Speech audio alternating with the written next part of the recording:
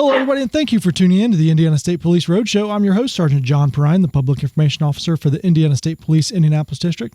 The Roadshow is brought to you by the Indiana State Police Alliance and Cops for Kids, a subsidiary of the State Police Alliance. For more information about our sponsor, visit www.indianasfinest.com. We want to thank Network Indiana and our friend Matt Hiblin for getting us on the radio across the great state of Indiana each and every week. Thank you for our partnership, and thank you for getting us on the radio. Also want to thank the man behind the camera, Tom Trial, who works so hard to get us on YouTube and make us look way better on TV than we do in person. Our guest today should be a good show. Captain Ron Galvez, Chief PIO for the Indiana State Police. John, good to see you. And Alexa Green from the Indianapolis Metro Police Department, formerly of Fox 59 CBS 4. Good to be here. Hello, sir. So what we want to talk about today, and I think this is an interesting topic, is you were in the media for several years. And then an opportunity came to become a police PIO for IMPD. And so just, first talk about, we'll start on the media side and talk about the difficulties, maybe some of the strategies of when police activity occurred, trying to get the information that you needed and that you wanted.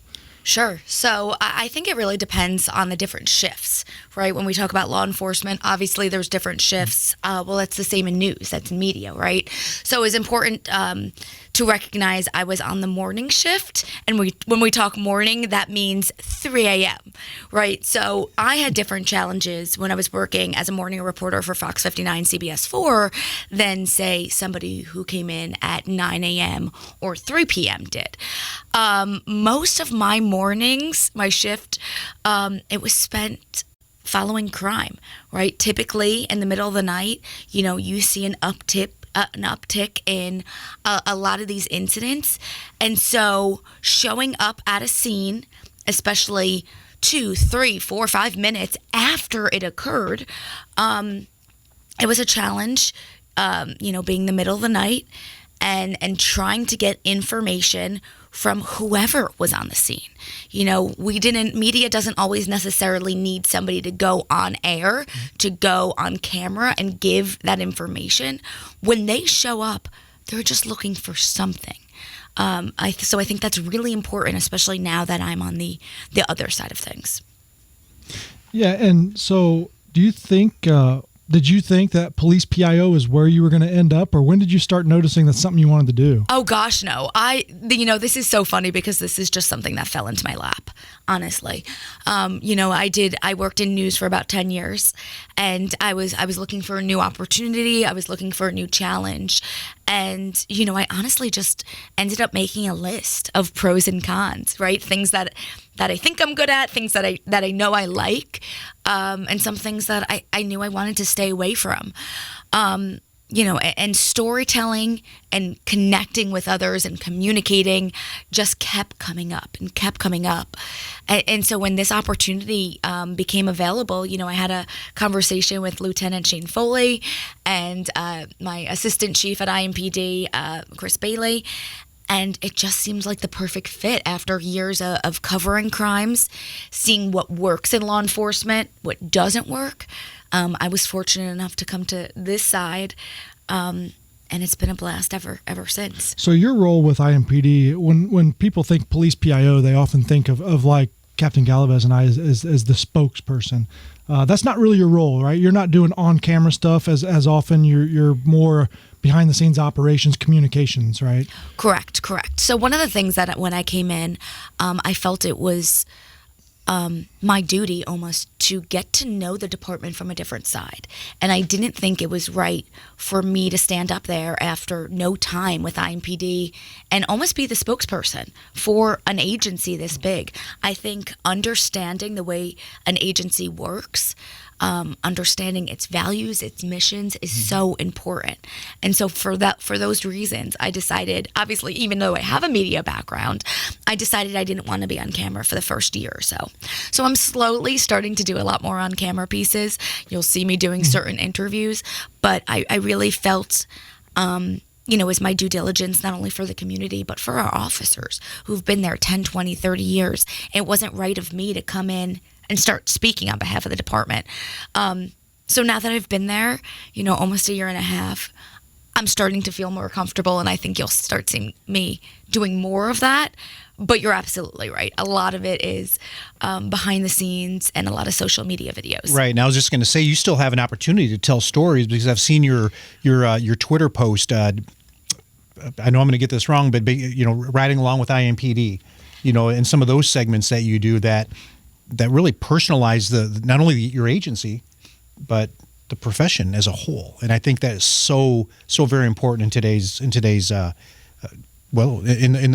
the culture that we have today, related to law enforcement interacting with the public we serve. Yeah. And so IMPD still has police PIOs. They still have police officers who serve in that role. So you're just working alongside those folks. So by no means are you replacing their PIOs. You're just certainly a resource for them. Sure. And that's exactly how I think of it, right? So I'm not necessarily going to be the one at 4 a.m. responding to a homicide. We have PIOs that excel in that know how to do that, and are very experienced with that. But as you mentioned, what I love, and obviously what my background is in storytelling. And the way that I kind of looked at this transition was instead of telling a story every day for the news media, right, whatever that might be, my job right now is just to tell the story of the men and women of IMPD. And there are countless stories, and I'm so fortunate to do that. Yeah. So tell us, once you transitioned and you settled in on this side, what's one of the biggest surprises? Or I know there's so many, I'm sure, but do things make sense now? Like when you were a reporter and you're like, why won't they just tell me this? Now you realize why, right? So is that kind of where it's come? It's eye-opening, right? I mean, that's the only way to describe it. There are still things where I'm like, wait a second, why are we doing it like that? But I think that's a good thing, right? Yeah, I mean, I think looking at policies, looking at procedures and saying, wait, what? Just because we've been doing it like that for 15, 20 years doesn't mean we need to do it like that. Doesn't mean that it's the best way to do things. Yeah. So I think we've certainly had some of those conversations. And I think it goes back to just, the opportunities to storytell, to tell about these men and women. I think some agencies do it better than others, but it comes down to resources, right? I mean, you need the people that have the skills that can edit these pieces together, that can put them on social media. And I think we're just really fortunate to do it. And I think we're very lucky to do that. And so have you had anything yet where somebody from the media or something constantly does something that drives you nuts and you're thinking, I hope I was never like that, right? Every single day. Yeah, right? Because one thing that I don't think a lot of reporters realize is they may be calling us or wanting information, but I'm one person and there's 20 of them, right? And all of them, and so you're like this hub to this wheel and you got all these spokes going out. And so sometimes, I want this information now. Well, you're number 7 on the list, right? So there's sometimes difficulty in that as well. And I think what we've been trying to do is just almost explain the process and explain, hey, this is why you're going to have a delay, right? Because it's not just one station, especially if an incident is coming out. I mean, we are getting dozens of emails with various questions. And I think something that we did change, which I think has been really helpful, especially after a critical incident. We've said to every station, to every reporter, hey, send us your questions, right? They have the email address. They know how to contact us. We're not going to respond to you, but as we put together our brief, as we put together information, we're going to take those questions and we're going to do our best to answer it, right? A lot of those questions, I know what they want. I know the information that they want to ask. My lieutenant that I work really closely, he knows the information that they want to ask. And sometimes we can answer it, sometimes we can't. But what we've really been trying to do is, if we can't be transparent, if we can't give that information, then explain why. Yeah. Yep. And we're the same way. And it's been so repetitive, especially in today's media world where there is so much turnover and people coming and going. It's a constant evolution of training, explaining what our policies are, because obviously, just like you, we fall back on our policy. Our policy mirrors state law. And so trying to, again, explain that. Here's why we can. Yes, I know the information and I'll tell you. Yes, I know the information and I won't tell you, but here's why.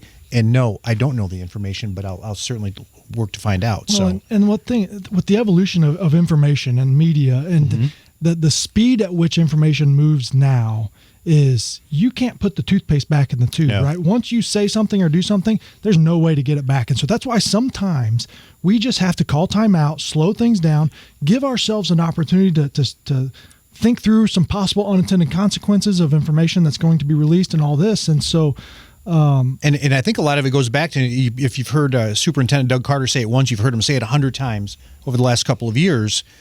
We have to be able to talk about what we know, not what we think. Yeah. And the other side, and you probably attest to this, they don't have that. They don't have to worry about that. They have a luxury of, well, we think this and we surmise this. Well, we don't have that luxury because, again, you can't put that toothpaste back in the tube. And I think more and more, I mean, and we've talked about this, I think, in the past, is having these relationships, especially with your local media. Right.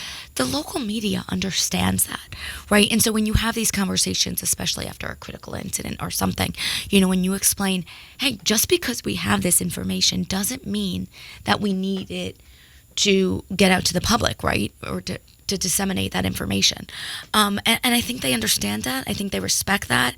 And at the end of the day, they don't want to be the ones to, mess up an investigation, right? I mean, just because, so I think having those relationships so important, and having those relationships before something occurs really helps out in the end. Does it frustrate you, and we're running out of, we only have 3 minutes here, but does it frustrate you when the media kind of goes around to get information, and it's information you didn't really want out there, but now that it is, we obviously have to confirm it. So now do you kind of understand the difficulties that creates sometimes when they're going out and interviewing witnesses at the scene before the police can even interview them? Absolutely. It's certainly a challenge. I also understand from their side of things, right? And so what we always think at IMPD, and I know ISP feels the same way, if media, if they're not going to get answers from us, they're going to seek it elsewhere, and they're going to get it,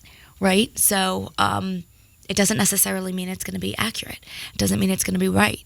So if they're not getting information from a PIO at a scene, or if they're responding to a shooting or a homicide, and somebody isn't there to give us them information, well, as a former reporter, my producer was saying to me, "We'll go find someone that's going to talk to you about it. That's going to give me a reaction." Yeah. And yeah, there are times where they're wrong. And sometimes, until you've done it this side, and we talk about releasing things, sometimes like you show up at the scene of a fatal crash, right? And you're taking pictures, video of the cars and all that, and we're not releasing the name yet. Maybe we have made notification, maybe we haven't.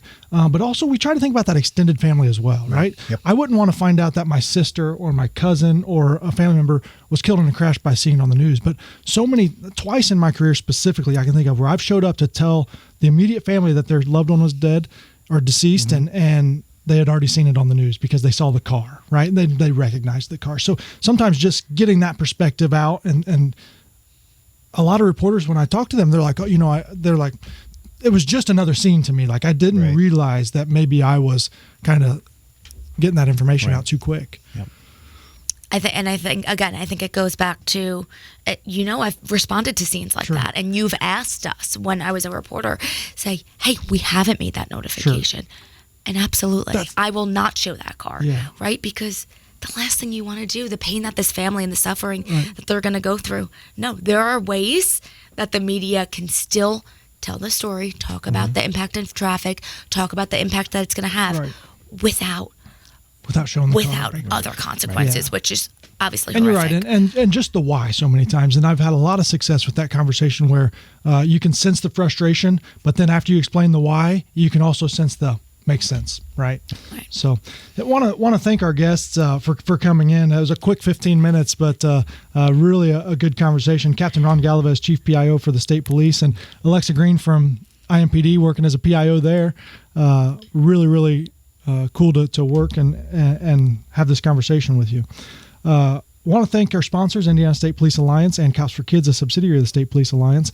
Also, if you're looking for a job with the Indiana State Police, would like for you to visit www.indianatrooper.com.